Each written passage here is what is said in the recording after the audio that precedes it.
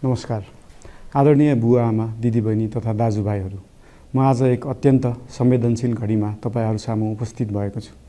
केही दिन अघि सुनसरीको देवानगञ्ज, सिराहा लगायतका स्थानमा भएको दुःखद घटना र त्यसपछि केही जिल्लाहरूमा उत्पन्न अशान्त वातावरणलाई लिएर नेपाल सरकार पूर्ण रूपमा गम्भीर र संवेदनशील छ। यस दुःखद घटनामा परि निधन हुनुभएका हाम्रा नागरिकहरू जयप्रकाश मेहता, ओम प्रकाश मेहता र गणेश यादवप्रति म भावपूर्ण श्रद्धाञ्जली अर्पण गर्दछु।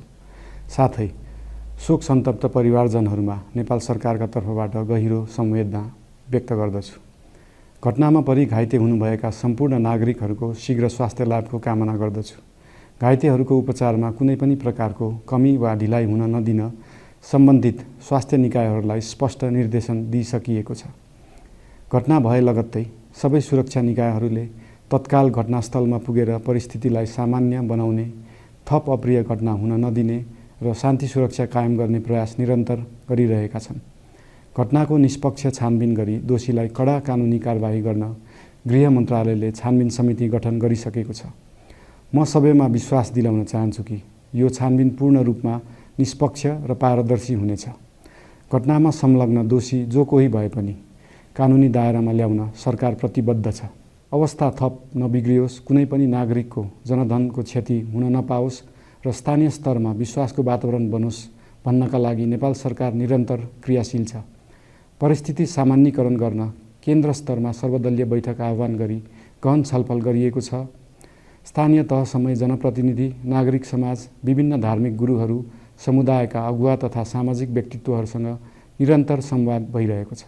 स्थानीय स्थितिको प्रत्यक्ष अनुगमन गर्न, पीडित पक्षसँग संवाद गर्न र शान्ति सुरक्षालाई थप सुदृढ बनाउन गृहमन्त्री स्वयं सो स्थानमा पुगिसक्नु भएको छ। साथै देशको समग्र शान्ति सुरक्षाको अवस्थाबारे गम्भीर समीक्षा गर्न राष्ट्रिय सुरक्षा परिषदको बैठक बसी परिस्थिति अनुसारका आवश्यक निर्णयहरू समेत गरिसकिएको छ। यस्तो संवेदनशील घडीमा सामाजिक सञ्जाल वा अन्य माध्यमबाट असत्य, अपुष्ट सूचना, अफवाह, घृणा फैलाउने सामग्री वा समुदायबीच वैमनस्य बढाउने अभिव्यक्ति प्रचार प्रसार नगराउन अनुरोध गर्दछु। साथै सरकारी निकायहरूबाट जारी भएका आधिकारिक तथ्य र सूचना मात्र विश्वास गर्न विशेष आग्रह गर्दछु। प्रत्येक नागरिकको जीवधनको रक्षा गर्नु, सामाजिक सद्भाव जोगाउनु र समाजमा शान्ति कायम राख्नु राज्यको सर्वोच्च र प्राथमिक दायित्व हो। आगामी दिनमा पनि राज्य थप सतर्क र संवेदनशील रहनेछ। प्रत्येक नागरिकको जीवन सुरक्षाका लागि सरकारका सम्पूर्ण संयन्त्रहरू अहोरात्र खटिनेछन्।